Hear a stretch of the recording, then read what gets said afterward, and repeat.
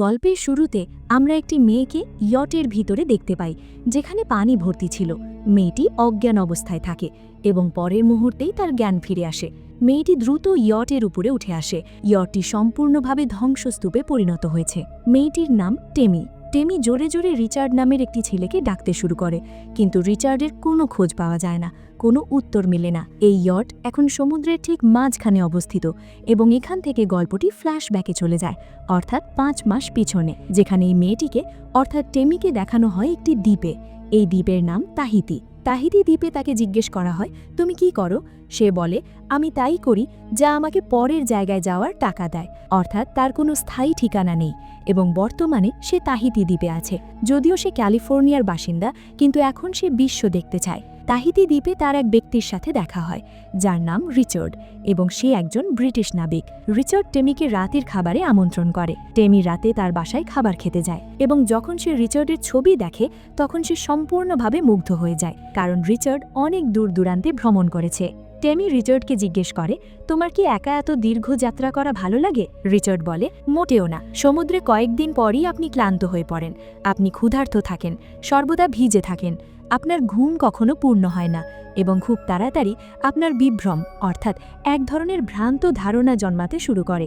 Tammy জিজ্ঞেস করে, তাহলে তুমি এটি কেন করো? রিচার্ড বলে, এটি এমন একটি অভিজ্ঞতা যাকে শব্দে বর্ণনা করা কঠিন।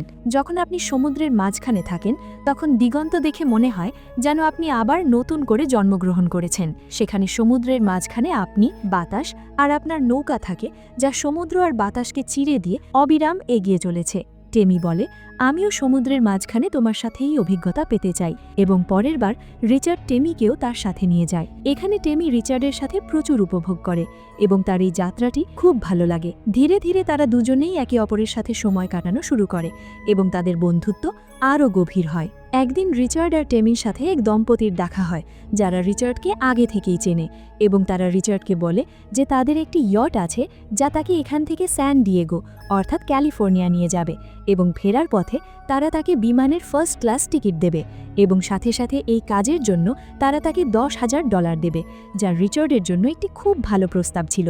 রিচার্ড তাদের অনুরোধ করে যে তারা কি ফেরার 2টি ফার্স্ট ক্লাস বিমান টিকিট করতে পারবে, কারণ সে টেমিকেও তার সাথে নিয়ে যেতে চায়। তারা তার কথা মেনে নেয়। রিচার্ড তাদের বলে যে খুব শীঘ্রই তারা ক্যালিফোর্নিয়ার উদ্দেশ্যে রওনা দেবে, কিন্তু এই খবরে টেমি খুশি হয় না।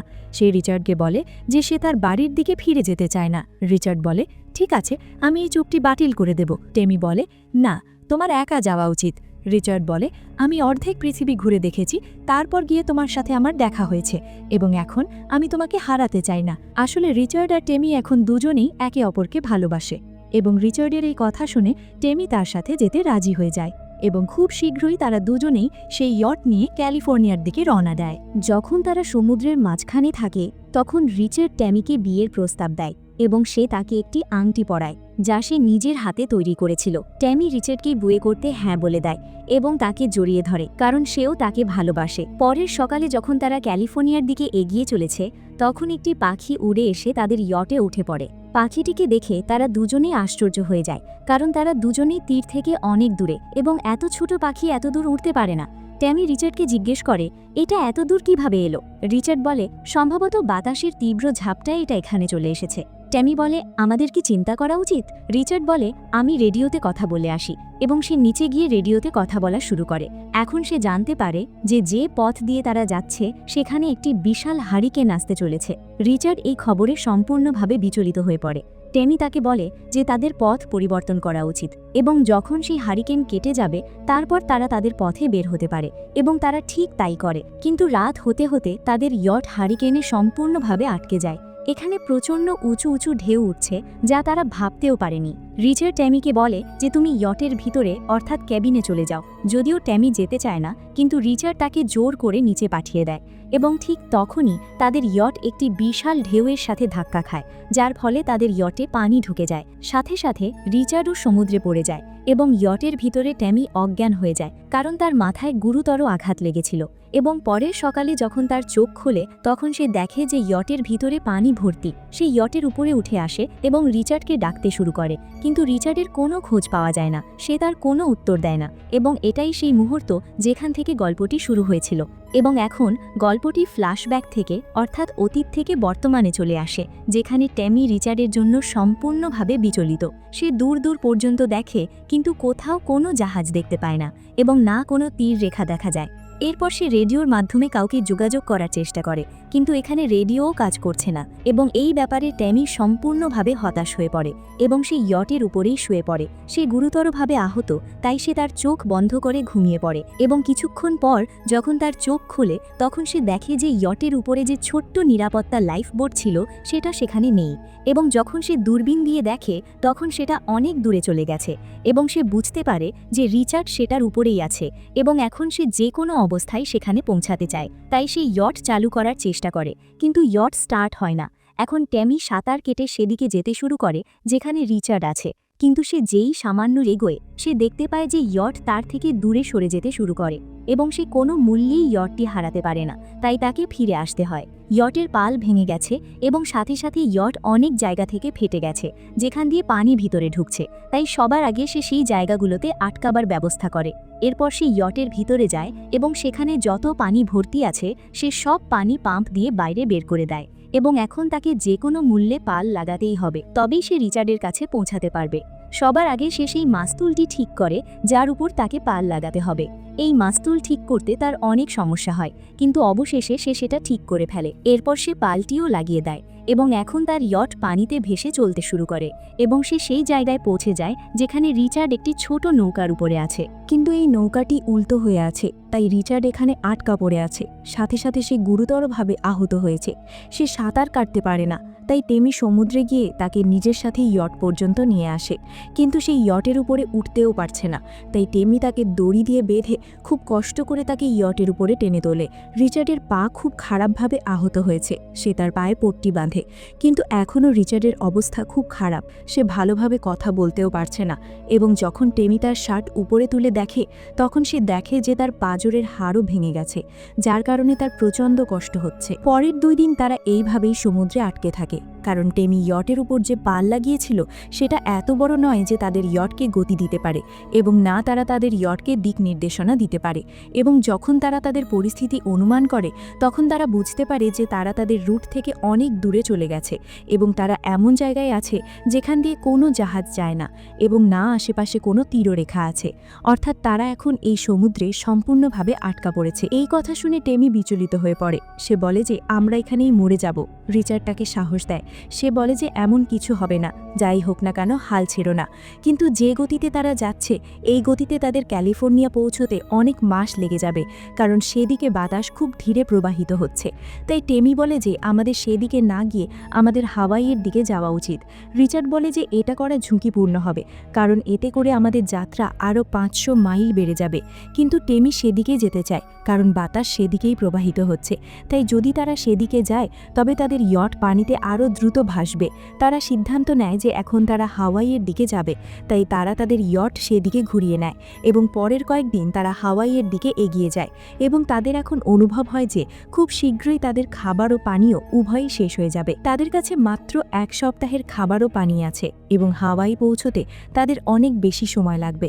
তাই রিচার্ড টেমিকে বলে যে আমাদের প্রাকৃতিক প্রোটিন নিতে হবে, অর্থাৎ মাছ ধরে খেতে হবে। কিন্তু টেমি সরাসরি অস্বীকার করে দেয়, কারণ সে নিরামিষভোজী। সে কারো প্রাণ নিতে চায় না, কিন্তু সেই সত্যও জানে যে যদি সে সমুদ্রের মধ্যে গিয়ে মাছ ধরে না আনে তবে তারা দুজনেই হাওয়াই পৌঁছানোর আগেই মারা যাবে। তাই সে পানির নিচে যায় এবং মাছ ধরার চেষ্টা করে, কিন্তু সে এতে সম্পূর্ণভাবে ব্যর্থ হয়। তাই সে কোনো মাছ না ধরে ফিরে আসে। তাদের কাছে পানির খুব অভাব, কিন্তু ভাগ্যও এখানে তাদের সাথে থাকে এবং বৃষ্টি হতে শুরু করে, যার কারণে তারা আজ 18 দিন পর তৃষ্ণা মেটানোর মতো পানি পান করে এবং সাথে অনেক পানি জমাও করে নেয়। কিন্তু তারা যতই পানি বাহিনী জমা করুক না কেন, এখান থেকে বের হওয়া তাদের পক্ষে এত সহজ হবে না। এবং এইভাবে এই বিশাল সমুদ্রে যাত্রা করতে করতে আজ তাদের পুরো ২৯ দিন হয়ে যায়। এখন তাদের পানি খাবার সবকিছু শেষ হওয়ার পথে। তারা আগের থেকে অনেক বেশি দুর্বল হয়ে পড়েছে। কিন্তু তখনই তাদের একটি আশার আলো দেখা যায়। তাদের ইয়টের সামনে একটি বিশাল কার্গো জাহাজ আসে। টেমি খুব উত্তেজিত হয়ে পড়ে। তার মনে হয় যে এখন তারা এখান থেকে বের হতে পারবে। সে ফ্লেয়ার গানও ছোড়ে, কিন্তু তাদের ফ্লেয়ার গানের শট এবং তাদের ইয়টকে কেউ দেখতে পায় না। এবং কিছুক্ষণের মধ্যেই সেই কার্গো জাহাজ তাদের চোখের সামনে থেকে অদৃশ্য হয়ে যায়। এই কথা শুনে ট্যামি সম্পূর্ণভাবে ভেঙে পড়ে, কারণ সে এখন মনে করে যে তারা এখানেই মারা যাবে। তারা চাইলেও এখান থেকে বের হতে পারবে না, কিন্তু এখন অপেক্ষা ছাড়া আর কিছুই করতে পারবে না। পরের দিন ট্যামি যখন রিচার্ডের ক্ষতের ওপর থেকে পট্টি খোলে, তখন সে দেখে যে তার পায়ের ক্ষত এখন আগের থেকেও অনেক বেশি খারাপ হয়ে গেছে। সেটা পেকে গেছে, সাথে সাথে তার প্রচণ্ড জ্বরও হয়েছে। এখানে তারা এই ব্যাপারটিও বুঝতে পারে যে আবারও একটি প্রচণ্ড ঘূর্ণিঝড় আসতে চলেছে এবং এবার তারা এই ঝড়ের মোকাবিলা করতে পারবে না। কিন্তু তাদের ভাগ্য ভালো যে শুধু তীব্র বাতাস বয়, এবার ঝড় আসে না। কিন্তু ঝড় ছাড়াও তাদের দুজনের অবস্থা খুবই খারাপ। ট্যামি রিচার্ডের সাথে সারা রাত কথা বলে। সে তাকে বলে যে শৈশবে কিভাবে তার বাবা তাকে ঘুরতে নিয়ে যেতেন, কিন্তু তিনি হঠাৎ করেই গায়েব হয়ে যেতেন। এবং যেমন সে ১০ বছর বয়সী হলে তার দাদা দাদি তার বাবাকে তার সাথে দেখা করতে দিতেন না। এই কারণে তাদের বাড়িতে প্রচুর ঝগড়া বিবাদ হতো। পরের সকালে যখন ট্যামি ঘুমাচ্ছিল, তখন রিচার্ড তাকে তুলে দেয়। ট্যামি বলে যে এখন আমি তোমাকে আর রাখবো না, তুমি যেতে পারো। এবং যখন সে পিছনে তাকায়, তখন সেখানে রিচার্ড থাকে না। আসলে রিচার্ড তার সাথে কখনো ছিলই না। যখন ঝড় এসেছিল, তখন রিচার্ড সেই ঝড়েই ভেসে গিয়েছিল। এরপর সে আর কখনো ফিরে আসেনি। এটি শুধু তার কল্পনা ছিল, যা রিচার্ডের রূপে এতদিন তার সাথে ছিল। এবং এখন সে সত্যিটাকে মেনে নিয়েছে যে রিচার্ড এখন এই পৃথিবীতে নেই। সাথে সাথে সে সমুদ্রের মধ্যে মাছ ধরাও শিখে গেছে, কারণ যদি সে মাছ না খায় তবে সে বাঁচতে পারবে না। এখন ধীরে ধীরে সময় কাটতে থাকে এবং ৪১ দিন হয়ে যায়। ৪১ দিনে তার অবস্থা সম্পূর্ণভাবে খারাপ হয়ে যায় এবং যখন সে সব আশা ছেড়ে দেয়, ঠিক তখনই তার ইয়টের দিকে একটি পাখি আসে এবং সেই পাখিটিকে দেখে তার খুব আশ্চর্য লাগে, কারণ যদি তার ইয়টে পাখি এসেছে, তার মানে আশেপাশেই কোথাও না কোথাও তীর রেখা আছে। এবং যখন সে দূরবীন দিয়ে দেখে, তখন তীর রেখা দেখা যায়, সাথে সাথে একটি জাহাজও দেখা যায়, যেদিকে সে ফ্লেয়ার গান ছুড়ে তাদের ইঙ্গিত দেয় যে সে এখানে আছে, তার সাহায্যের প্রয়োজন।